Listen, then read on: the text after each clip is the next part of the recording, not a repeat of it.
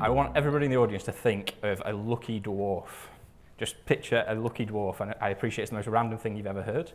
And then really quickly in your head, pick a number between 1 and 10. Quick show of hands, who picked 7?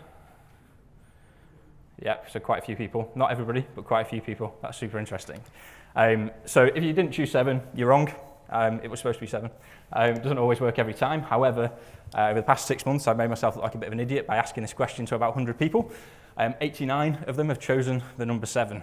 I'm not a magician, I'm not a mind reader, I'm not really into most of that stuff. However, there's a couple of reasons for it. If we go back, we have, and it's really, really subtle, we have 7 dots. I've changed the page number to 7 at the bottom. I mentioned lucky and dwarf. There's kind of links to various things that are related to 7 there. It's pretty powerful. It's not magic. So we have this concept of what we call schemas. So in the human brain, essentially all your thoughts and all your ideas are collected in a kind of an array of schemas is what we call them. So we've got things like 7 dwarves, we've got lucky number 7, we've got 7 down here from the page number, we have the 7 dots, we have girlfriend's birthday that we're not really thinking about. And then basically what we have is this concept of priming. So when we mention these things, the brain activates them. Then you have this concept of spreading activation, right? So as you mention something that's linked to another schema, it brings this to the forefront. And then finally, you have this concept of availability bias. So essentially, when I ask you for a number, the chances are you're going to give me the number 7. How does this apply to security? Why have you got an idiot stood on stage talking about lucky dwarfs and the number 7 and priming? So a lot of you guys will have email phishing reporting buttons inside Outlook or inside Gmail if you're a Google house. Easy way for people to report phishing. What's really interesting is if you look at the report rates between, we've taken the kind of the standard Microsoft phishing reporting button, we've taken one that's red, which is a custom one, and we've looked at none. Obviously, the report rates go up. If you've not got a reporting button, report rates are going to be lower. Not as many employees will report things. But when you introduce a reporting button, the report rate goes up. If you make it red, it goes up even further.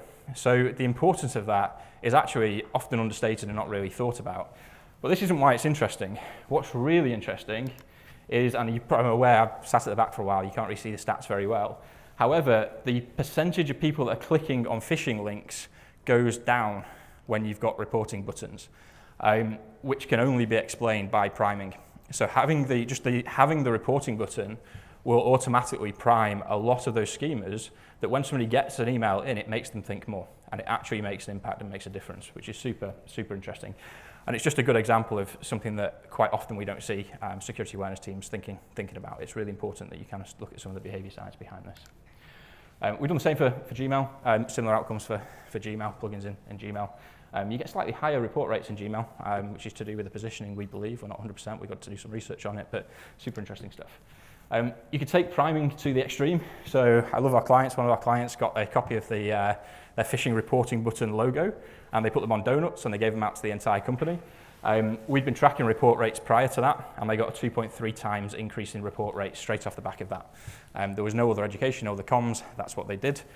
Interestingly, that's been sustained for about 6 months, and we've only had about a 1% drop off after about 6 months. So super interesting stuff, and it's a great example of where priming is really powerful.